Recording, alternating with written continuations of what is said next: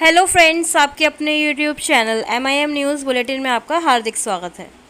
शिक्षक बहाली की खबरों पर जाने से पहले आज हम यह डिस्कस करेंगे कि बिहार SCET रिज़ल्ट में अगर नॉर्मलाइजेशन ना हुआ होता तो आज रिज़ल्ट पर उसका क्या प्रभाव होता और ये रिज़ल्ट किस प्रकार होता, आज क्या कंडीशन होती। तो यह डिस्कस करेंगे, तो वीडियो को एंड तक ज़रूर देखें क्योंकि तमाम शिक्षक बहाली की और SCET से रिलेटेड सभी खबरें आपको यहाँ दी जाती हैं। चैनल पर नए हैं तो सब्सक्राइब करना ना भूलें। आपको याद होगा ठीक एक साल पहले बिहार SCET 2019 की पुनर्परीक्षा यानी री एग्ज़ाम जो ऑनलाइन मोड में लिया गया था वो संपन्न हुए थे। तो उसमें कहीं भी विज्ञापन में जो SCET में कहीं भी नॉर्मलाइजेशन का जिक्र नहीं था। तो फिर आखिर नॉर्मलाइजेशन की ज़रूरत क्यों पड़ी, क्यों बिहार SCET रिज़ल्ट में नॉर्मलाइजेशन लगाया गया? क्योंकि सारी प्रॉब्लम तभी से ही स्टार्ट हुई थी। एक बार फिर से हम रिकॉल करते हैं, याद करने की कोशिश करते हैं कि जब बिहार SCET का पहले ऑफलाइन एग्ज़ाम लिया गया था जनवरी 2019 में, तो मुद्दा यह था कि सिलेबस बताए बिना ही एग्ज़ाम लिया गया है, तो इसलिए उस परीक्षा को भी कैंसिल किया गया था और कई तरह की धांधली वगैरह भी हुई थी। तो वो परीक्षा कैंसिल करके फिर से ऑनलाइन मोड में परीक्षा ली गई थी। तब भी यह केस चल ही रहा था कि भाई सिलेबस रिवील नहीं किया है बोर्ड ने और फिर से एग्ज़ाम इसी तरह लिया जा रहा है। लेकिन बोर्ड का उसमें यह हवाला दिया गया था कि अब एक एक पॉइंट या एक एक चैप्टर तो बोर्ड की तरफ से नहीं बताया जाएगा। तो उस आधार पर बिहार बोर्ड ने क्वेश्चन पेपर सेट किए और फिर सभी अभ्यर्थी उसमें भाग लेने ऑनलाइन मोड में अलग अलग डिस्ट्रिक्ट में पहुंच गए। प्रॉब्लम तब स्टार्ट हुई जब कुछ अभ्यर्थियों ने यह बताया कि उनकी शिफ्ट का जो क्वेश्चन पेपर था उसका लेवल काफ़ी इजी था और दूसरी शिफ्ट में जो क्वेश्चन पेपर या फिर अलग डेट में जो क्वेश्चन पेपर कुछ अभ्यर्थी सेम सब्जेक्ट का देने गए तो उन्होंने देखा कि उसका लेवल कुछ ज़्यादा ही टफ था, बहुत ही ज़्यादा डिफ़िकल्ट लेवल था। जैसे कि एग्जांपल के तौर पर अगर हम देखें तो जो जानकार कुछ अभ्यर्थियों के माध्यम से हमें यह जानकारी मिली थी कि 9 सितंबर 2020 को जो इंग्लिश का थर्ड शिफ्ट में एग्ज़ाम कंडक्ट हुआ था उसका लेवल इतना ज़्यादा टफ था कि पोस्ट ग्रेजुएशन लेवल के क्वेश्चंस भी उसमें आए हुए थे, यानी PG लेवल के क्वेश्चन उस SCET परीक्षा में आए हुए थे। वहीं 10 तारीख को 10 सितंबर 2020 को जो इंग्लिश का एग्ज़ाम फर्स्ट शिफ्ट में या सेकंड शिफ्ट में लिया गया था उसका लेवल इतना इजी था कि लिटरेचर जो इंग्लिश लिटरेचर की 9-10 की बुक्स हैं उससे रिलेटेड सारे ऑथर्स नेम, इस तरह के पोइट्स नेम, पोएम नेम, इस तरह के इजी क्वेश्चंस आए हुए थे। तो सारी गड़बड़ वहीं से स्टार्ट हुई, सारी प्रॉब्लम तभी से स्टार्ट हुई। फिर इंग्लिश के अलावा मैथ्स, सोशल साइंस, अन्य विषयों से भी इस तरह की प्रॉब्लम, इस तरह की गड़बड़ी की शिकायतें सामने आने लगी। तो फिर बोर्ड ने यह सफाई दी बाद में कि जब रिज़ल्ट जारी किया जाएगा तो उसमें नॉर्मलाइजेशन लगाएंगे। कोर्ट के समक्ष भी बिहार बोर्ड ने यही दलील रखी कि नॉर्मलाइज करके वो सभी अभ्यर्थियों को बराबर कर देंगे। तो उस नॉर्मलाइजेशन प्रोसेस का ही यह असर है कि आज कुछ अभ्यर्थी मेरिट लिस्ट में शामिल हैं और कुछ अभ्यर्थी मेरिट लिस्ट से बाहर हैं। और अगर ये नॉर्मलाइजेशन का प्रोसीजर ना अपनाया गया होता, यह प्रक्रिया ना अपनाई गई होती, तो आज रिज़ल्ट पे उसका क्या प्रभाव होता, इसको भी समझते हैं। नॉर्मलाइजेशन अगर नहीं लगाया गया होता तो जैसे हम इंग्लिश की ही बात कर रहे थे तो 10 सितंबर वाले जो अभ्यर्थी थे, यानी कि जो इजी शिफ्ट वाले क्वेश्चन पेपर वाले जो अभ्यर्थी थे, उनके मार्क्स ज़्यादा आते, हाई आते, काफ़ी ज़्यादा मार्क्स होते उनके, क्योंकि उनका क्वेश्चन पेपर का लेवल काफ़ी इजी था। और वहीं अगर हम 9 सितंबर वाले क्वेश्चन पेपर के अभ्यर्थियों की बात करें तो उनके लिए वो कट ऑफ को क्लियर कर पाना काफ़ी मुश्किल रहता। हो सकता था कि वो मिनिमम कट ऑफ भी क्लियर ना कर पाते और आज पास भी नहीं होते, क्वालिफाई भी नहीं होते। तो यानी कि हम कह सकते हैं कि नॉर्मलाइजेशन ने पूरे SCET रिज़ल्ट का डेटा ही बदल दिया, पूरा ही जो उसका सिनेरियो था उसको चेंज कर दिया है।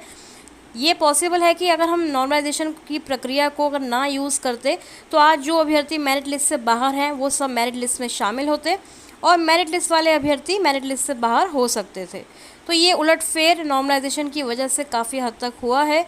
हाँ, अगर कुछ अभ्यर्थियों के जिनके बहुत ही कम मार्क्स हैं उनके बारे में हम नहीं कह सकते कि भाई वो भी मेरिट लिस्ट में शामिल हो जाते, ऐसा नहीं है। जो बिल्कुल ही कम मार्क्स लाए हैं, बहुत ही लो मार्क्स है जिनकी मिनिमम कट ऑफ भी क्लियर नहीं हो पाई है, तो उनके लिए तो हम नहीं कह सकते कि वो मेरिट लिस्ट में आ जाते। इतना ड्रास्टिक कोई चेंज नहीं हुआ है नॉर्मलाइजेशन से, थोड़ा बहुत बदलाव ज़रूर आया है क्योंकि नॉर्मलाइजेशन लगाया ही इसलिए जाता है कि हर शिफ्ट के एग्ज़ाम को इक्वल लेवल पर रख दिया जाए और उसी के अनुसार रिज़ल्ट जारी किया जाए।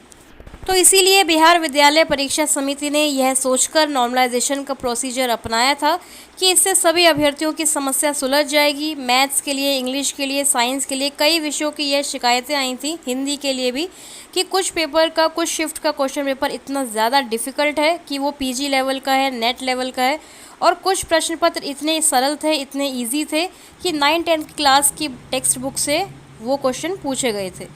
तो इसको सही तरीके से रिज़ल्ट देने के लिए ही बिहार बोर्ड ने यह नॉर्मलाइजेशन यूज़ किया, लेकिन उसका असर आज यह हुआ है कि बिहार एसटीईटी के अभ्यर्थी दो खेमों में बंट चुके हैं। क्योंकि शिक्षा मंत्री ने यह कह दिया था पहले कि नौकरी पक्की सभी क्वालिफाइड अभ्यर्थियों की, लेकिन उसके बाद जब मेरिट लिस्ट जारी की गई तो अभ्यर्थियों में इतना गतिरोध हो गया, इतना आपस में उनमें इतना टकराव होने लगा कि अब हम यह देखते हैं कि आए दिन कभी मेरिट लिस्ट वाले अभ्यर्थियों का आंदोलन होता है, वहीं कहीं दूसरी तरफ नॉट इन मेरिट वाले अभ्यर्थी कहते हैं कि वो भी आंदोलन पर उतरेंगे। तो इस तरह की स्थिति बन गई है कि सरकार अब कुछ नहीं कर रही है, केवल बैठ के तमाशा देख रही है, और मेरिट और नॉट इन मेरिट वाले अभ्यर्थी आपस में लड़कर खुद ही बहाली प्रक्रिया को डिले करने में लगे हुए हैं। एसटीईटी के विज्ञापन को अगर याद करें तो उसमें भी साफ साफ यह लिखा था कि जितनी रिक्तियां बताई जाएंगी उसी के अनुसार अभ्यर्थियों की मेधा सूची बनेगी और तदनुसार प्रमाण पत्र भी वितरित किए जाएंगे। लेकिन यह पूरा डेटा भी तब चेंज हो गया जब 26 जून का लेटर सरकार द्वारा जारी किया गया, शिक्षा विभाग द्वारा जारी किया गया, और उसमें यह लिख दिया गया कि 2011 एसटीईटी 2011 वाले अभ्यर्थी भी शामिल होंगे, और साथ में जो टीईटी की प्रमाण पत्र की वैलिडिटी है उसको भी 7 साल से बढ़ाकर लाइफ टाइम कर दिया गया। साथ ही यह भी लिख दिया गया कि सभी क्वालिफाइड अभ्यर्थियों को 7वें चरण व आगे की चरणों की बहाली के चरणों में शामिल होने का मौका दिया जाएगा। यहाँ अगर देखें तो बिहार विद्यालय परीक्षा समिति यानी बिहार बोर्ड की तरफ से कोई भी, एक तरह से हम कह सकते हैं कि कोई भी गलती नहीं की गई है। उन्होंने विज्ञापन के आधार पर ही जो है रिज़ल्ट जारी किया, नॉर्मलाइजेशन को यूज़ करके ही रिज़ल्ट जारी किया, और कुछ अभ्यर्थियों को मेरिट लिस्ट से बाहर इसलिए किया क्योंकि जितने कट ऑफ गई कैटेगरी वाइज उतना ही उन्होंने रिज़ल्ट दिया है, उतने ही अभ्यर्थियों को उन्होंने मेधा सूची में शामिल किया है। लेकिन सारी गड़बड़ी सरकार द्वारा की गई है ताकि अभ्यर्थी आपस में इसी तरह लड़ते रहें, उलझते रहें, और सरकार के पास बहाने मिलते रहें कि अभी कोर्ट के केस चल रहे हैं, प्रक्रिया चल रही है, उसके अनुसार वह बहाली करेंगे और उसी के अनुसार वह सर्टिफिकेट प्रोवाइड करेंगे।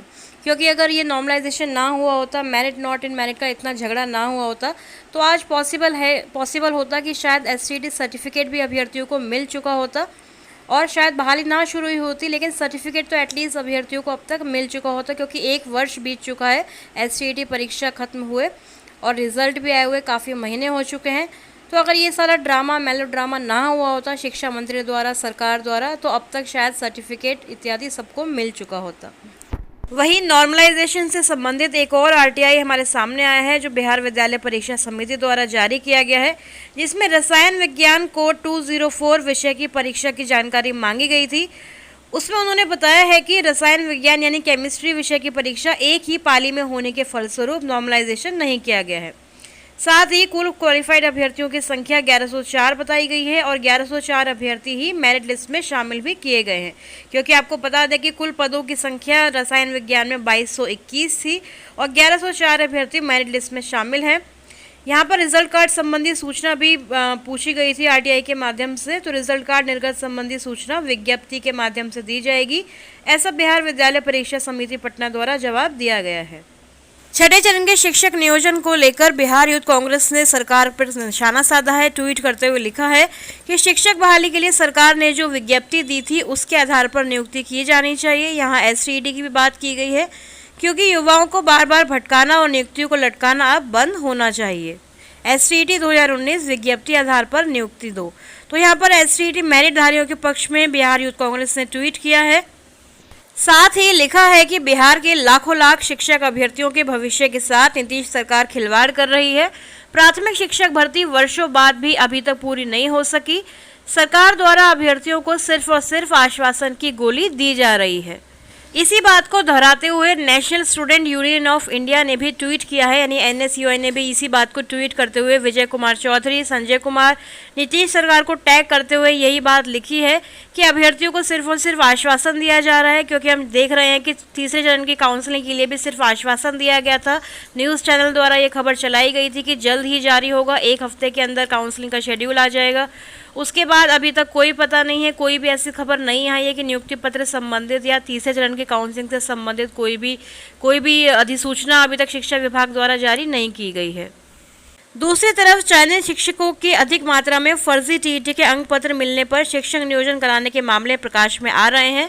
भागलपुर जिले से यह कार्यालय आदेश सामने आया है, जहां लिखा हुआ है कि फर्जी अंक पत्र के आधार पर नियुक्त शिक्षकों द्वारा सुनवाई के क्रम में यह दलील दी जाती है कि छायाप्रति स्पष्ट नहीं होने के कारण सही से जाँच नहीं हो पाई है।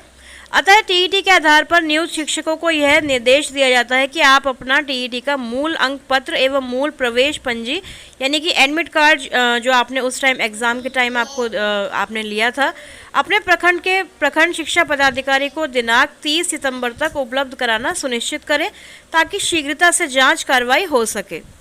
तो फ्रेंड्स, छठे चरण के शिक्षक नियोजन के तीसरे चरण की काउंसलिंग के लिए एवं नियुक्ति पत्र संबंधी कोई भी अधिसूचना जारी नहीं हुई। इसके लिए आज सभी अभ्यर्थी मिलकर ट्विटर कैंपेन चलाएंगे। शाम 4 बजे से ये ट्वीट्स करने का सिलसिला शुरू हो जाएगा, जिसका हैशटैग बदहाल शिक्षा बिहार रखा गया है।